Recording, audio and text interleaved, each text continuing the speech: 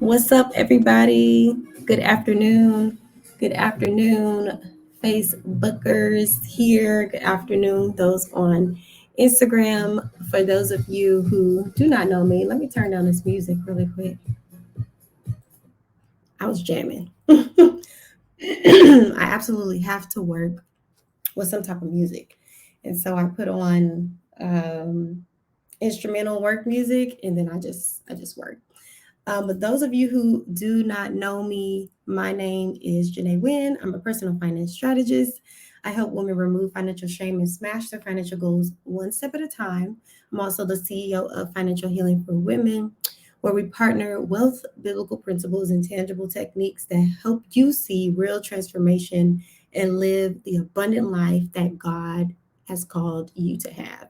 So, I'm hopping on today because I want to share. Hey, y'all, I see y'all on Facebook. Can't see your name. So if you are on, go ahead and type live in the comments for me.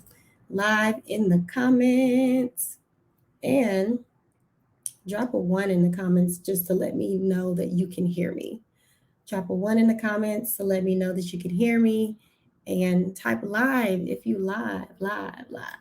And if you watch this later on the replay, type replay in the comments. Thank y'all for joining me. But I just wanted to take a moment to share my story with y'all. Um, I feel like I used to share it a lot often, especially when I first started in the financial industry. I used to share my story a lot. And I realized, and actually my coach pointed it out, like, you haven't shared your story in a while. And so I think because I have grown so much in my financial journey that sometimes I don't forget, but I have to remember to go back to the basics because of a lot of people that I work with, they are in the place that I was. And so I want to be very intentional and talk about that and share with y'all my story. So before I start, make sure you share this with a friend. My story may resonate with them, and I always want to make sure that I'm able to reach those who are down, who are out, who feel like all hope is lost, and know that they can bounce back, right? They can bounce back. So share this with a friend, tag them in the comments, let them know, hey, hop in here, listen to her story, it may resonate with you. So, uh, awesome. Okay.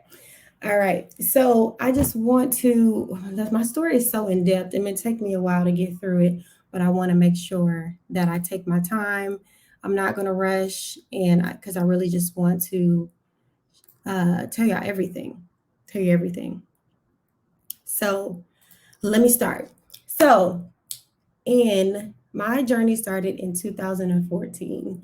In 2014, I decided I was going to leave my full time job. I used to work at a bank. All of the jobs that I've had have been some type of in relations to finance. So I've learned a lot over the years from working in different positions and then just going through my own journey, right? My own struggle.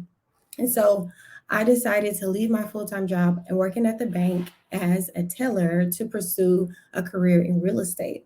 And so at the time, I was working with an individual realtor, took the test while I was working, passed, and then I had decided to leave the job to go into full time real estate. I had a mentor, couple $1,000s saved. You know, I was full of zeal. I was young. I was full of zeal. I was like, I can do this.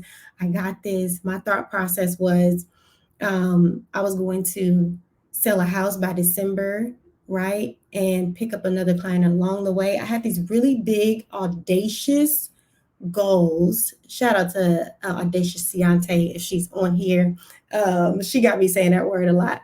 But I had these really big, audacious goals, and I just felt like I could do it. And I had a little bit of success, but in that moment, I realized that maybe I moved too quick, you know, and I'll tell you why. So I had a few $1,000s saved up at the time. My thought process was I was going to sell a house. It didn't happen that way at all, at all. Has anybody ever had a plan that you thought would go a specific way and it goes a complete opposite way? Drop a two in the comments if that's ever happened to you. That is what happened to me. I was very young. I didn't get enough wise counsel on what to do. And so along the way, I picked up another business, a little side business, because I was just trying to get as much as I can to cover myself, cover my expenses, and all of that. So I remember working in both businesses, having events in my house, and all of that. And it was a struggle. And moving from September to November, I remember my mom came to visit me in November. And when she came to visit me, I was really struggling. Like I was really ashamed of the place that I was in financially, also professionally. And I felt like I was at my lowest point, and that really, really made me embarrassed. And the reason why it made me embarrassed is because my mom in my head was always successful, right? She always had her finances together from what I could see on the outside looking in.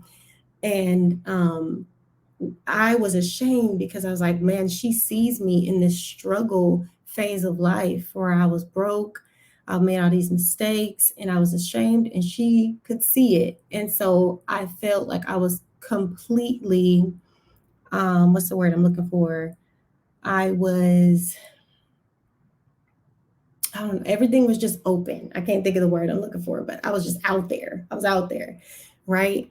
And so when she left, she stayed for a couple of weeks and then she left. After that, I kind of retreated because the one thing that I knew to do when all hope was lost and I didn't know what I was doing was to run to God. And so I did that. I ran to him and I would sit in my little closet similar to this one in back of me. I would sit in this closet and I would just read my word. I would cry, I would write, and I would do that over and over again. And over those, I don't remember how long it was, but it was a while. But I felt a lot of love and grace during those times. And I remember one day in particular, I was praying and all of this, and I remember and felt, I don't know if he said it or if I felt it, but I remember specifically hearing, you need to get in order. You need to get in order. And I knew it was a word for me. It was a command more so. It was a command. It wasn't, I didn't have an option, right? There was no option for me. I was in a situation and God was telling me, get in order. Get in order. You can't continue to live like this. And I know now what he was saying then was, you're not operating in the abundance that I have created for you. And so I needed to get myself in order and line myself up for what he wanted for me. Type of one in the chat if that resonates with you. If you feel like you need to get in order so that you can live the life that God has called for you to have. And so when that moment happened, it shifted everything inside of me. And I will never forget, after that, December came. I went back home to California because I was well aware of what I needed to do next, right? I needed to go pursue employment, get a job, all that stuff. So by December 31st, I will never, ever, ever forget this day. I was sitting in my mom's house in her second bedroom. And I remember it was Christmas. I stayed there until New Year's. I was sitting in the room and I remember journaling, and I'm a big journaler. I love to journal. And I remember saying, well, Lord, it's December 31st. I officially have $0 in my bank account. I have a little bit over $7,000 in credit card debt from business expenses. It wasn't like any crazy thing because I wasn't a big spender, but I was ambitious. I had goals. I wanted to do big things. I had just gone about it the wrong way, right? And everybody has had those moments. And so in that moment, that was the lowest point. It was the lowest point. And at that point, though, I had already decided I am I'm going to change the trajectory, and I'm going to clean up all the stuff that I put myself into.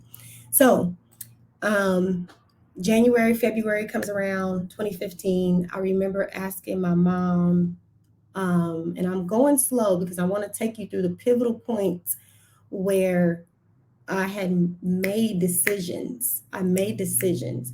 I remember asking my mom to help me with rent in January for January and February. I was telling her, like, if you can just help me with these two, I can continue to pursue, look for a job, get back on my feet, and all of that. And this was the point where I really knew no one can help you pay off the debt. No one can get your finances together for you but you. Because her response was, well, right now I'm helping, your sister, I'm helping other people. And so she couldn't do it. And so it was like, okay, I got myself into this. Um, and God was on me tough about what He needed me to do. He had me the whole entire time, right? But there were some specific things that I needed to do to get in order. And so after that, I went on my job search. I found a job, I think it was either March or April, in real estate. So I was selling manufactured homes because I loved real estate, and it was something that I wanted to be in. So I decided to work for a manufactured home company. I would sell homes and also lease homes. During that time, I was still very much so in a place of discouragement. And so I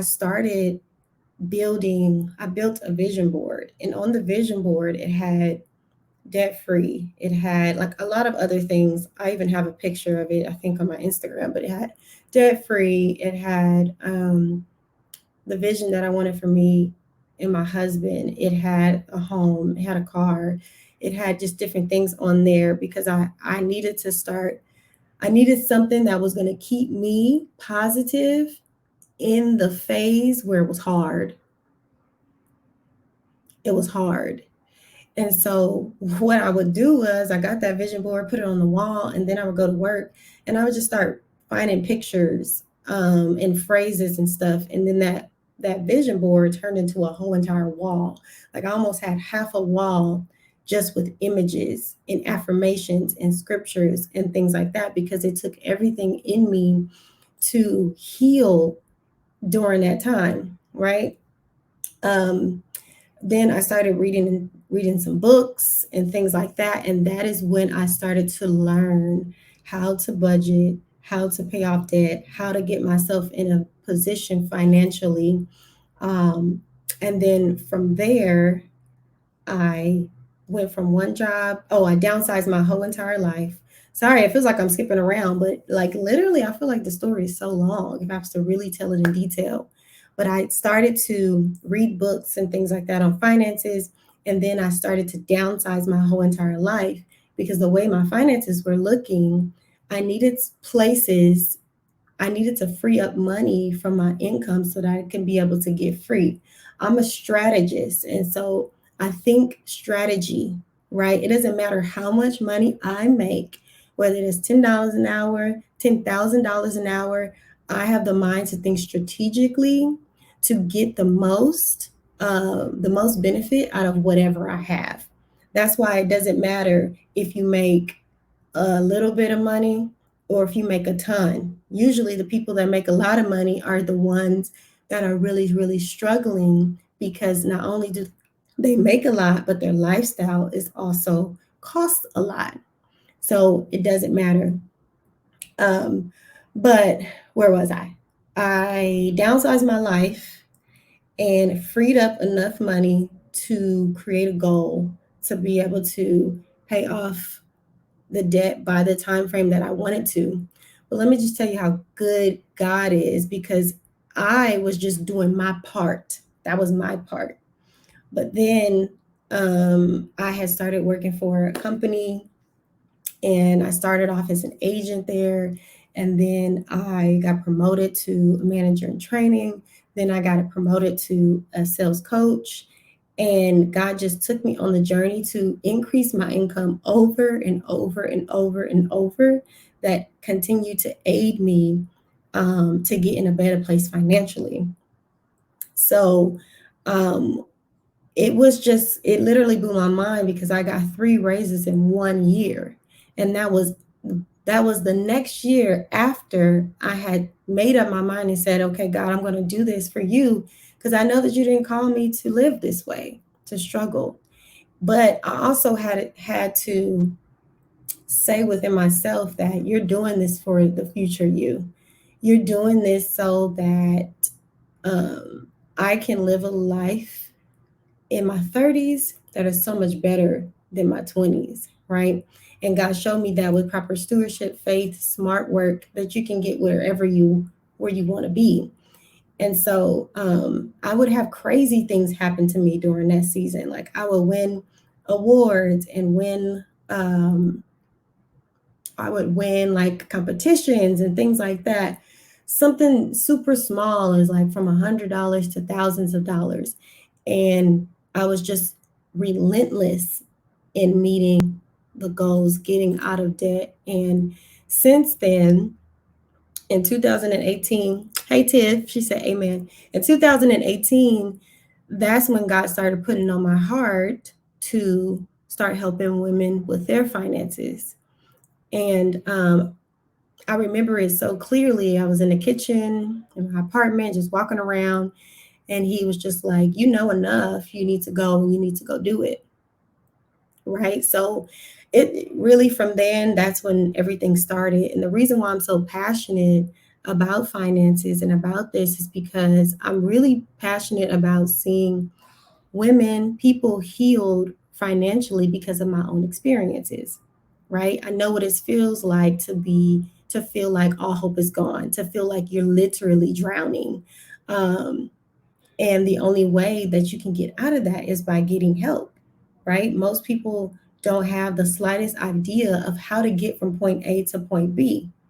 But there are people out there that know how, that can help you. But for me, I went to books, I went to articles. I consider myself a self starter, so it wasn't hard for me to catch on to one thing. But it took a lot of leaning in and learning. When I started my financial journey, I knew nothing about Dave Ramsey. I didn't even know who he was. I didn't even learn about him until I started teaching other people about finances. So his processes or anything had no benefit to me, right? So um, I just love to see people free, and there's a level of freedom that comes when you don't have a bondage of debt, right? When you're able to live the life that you always wanted, even if that's being able to give your tithes regularly, being able to go out with friends and not worry about the bill, you know, just the simple things.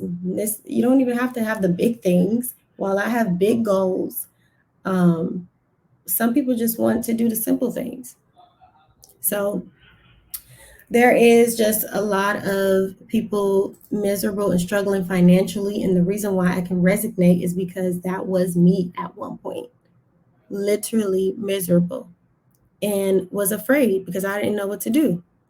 So I feel like, not feel like, but I believe that God has sent me here as an answered prayer to many women, right? All you have to do is lean in. He sent me here as an answered prayer. And so, um, also want to talk about, hey y'all, I see you on. Go type live in the comments if you're watching live. Type replay in the comments. Type a 3 in the chat too if this story is resonating with anyone. If you feel like you can relate to what I've gone through or what I've been through, type a 3 in the chat.